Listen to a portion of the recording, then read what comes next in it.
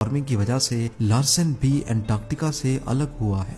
अगली बार ऐसा ना हो और कोई दूसरा आइस शेल्फ एंटार्क्टिका से अलग होकर ओशन का लेवल ना बढ़ाए, इसीलिए रिसर्चर्स की एक टीम ने एंटार्क्टिका के नॉर्थ में रॉस आइस शेल्फ की बर्फ के अंदर 34 सेंसिटिव सेंसर्स लगाए। वो असल में जानना चाहते थे कि किन वजूहात की बिना पर आइस शेल्फ टूटते हैं और उनको कैसे रोका जा सकता है। आपको यहाँ बताते चलें कि जिस तरह डेजर्ट के ड्यून्स होते हैं, इसी तरह एंटार्क्टिका में भी बर्फ के ड्यून्स होते हैं जो कि आइस शेल्फ को कवर करके उनको अच्छी तरह इंसुलेट किए होते हैं। इन सेंसर्स की मदद से आइस शेल्फ की फिजिकल प्रॉपर्टीज और उसके स्ट्रक्चर के बारे में पता लगाया जा रहा था, लेकिन जो रिजल्ट निकल कर सामने आया उसने पूरी साइंटिफिक कम्युनिटी में हलचल सी मचा दी।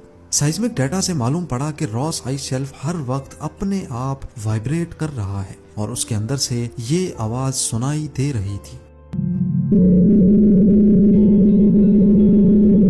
इस आवाज की फ्रीक्वेंसी सिर्फ 5 हर्ट्ज है, इसी वजह से ये इंसानी कान डायरेक्टली नहीं सुन सकते, पर सेंसर से आने वाला डाटा साफ साफ इस बात की गवाही दे रहा था कि यहाँ कोई तो ऐसी ताकत है जो इतने बड़े आइस शेल्फ को नॉन स्टॉप वाइब्रेट कर रही है।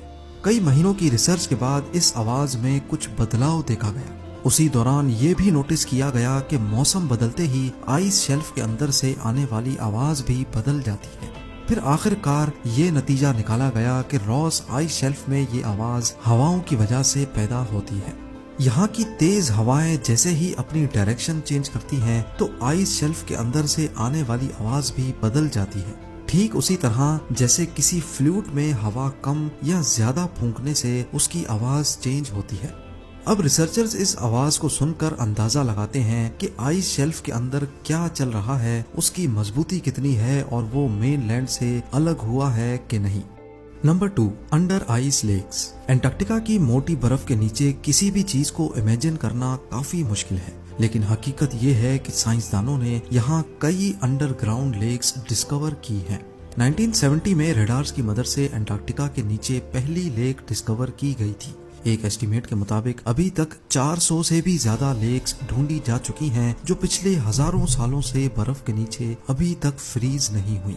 इनमें सबसे बड़ी लेक वॉस्टॉक है जिसको रशियन साइंटिस्ट ने डिस्कवर किया था। ये न सिर्फ एंटार्क्टिका की सबसे बड़ी बल्कि वॉल्यूम के हिसाब से दुनिया की तीसरी बड़ी लेक भी मानी जाती है। 3.5 किलोमीटर नीचे पाई जाने वाली इस लेक में से जब सैंपल्स निकाले गए तो इसका पानी -3 डिग्री सेल्सियस होने के बावजूद भी फ्रीज नहीं था और ये पिछले 2 करोड़ साल पुरानी लेक है। 2014 में साइंसदानों को लेक वायलेंस में ऐसे माइक्रो ऑर्गेनिजम्स मिले जो पूरी दुनिया में सिर्फ यहीं पाए जाते हैं। इन नाकाबिले यकीन जानदारों ने ना कभी फ्रेश एयर का मजा चखा है और ना ही कभी सूरज की रोशनी इन तक पहुंची है, लेकिन फिर भी ये अपनी दुनिया बसाए बैठे हैं। पर ऐसा मुमकिन कैसे है? एक्सपर्ट्स का मानना है कि इनकी एनर्जी का मेन सोर्स जमीन से निकलने वाली मीथेन गैस है। और अब नंबर 1, माउंट एरेबस। दुनिया के ठंडे तरीन कॉन्टिनेंट में कोई जगह ऐसी भी होगी जहां आग लगी हो, ऐसा इमेजिन करना भी काफी मुश्किल है। पर हकीकत ये है कि एंटार्क्टिका में कई वॉल्केनोज भी पाए जाते हैं। सिर्फ रॉस आइलैंड पे ही 4 वॉल्केनोज हैं जिनमें से माउंट एरेबस जीता जागता एक्टिव वॉल्केनो है। ये 3800 मीटर ऊंचा वॉल्केनो पिछले 1 करोड़ 30 लाख सालों से मुसलसल अपने अंदर लावा उबाल रहा है। एंटार्क्टिका में एक्टिव वॉल्केनो की मौजूदगी किसी अजूबे से कम नहीं है। ये एंटार्क्टिका में इतनी रिमोट लोकेशन पे है कि यहाँ तक पहुँचना खतरनाक मौसम की वजह से काफी मुश्किल है। 2013 में पहली बार चंद साइंटिस्ट इस वॉल्केनो पर चढ़ने में कामयाब हुए थे और उन्होंने वॉल्केनो की गर्माइश में कई माइक्रो ऑर्गेनिजम्स को भी जिंदा पाया। ऐसा माना जाता है कि ये अजीब मखलूक पूरी दुनिया में सिर्फ एंटार्क्टिका में ही पाई जाती है।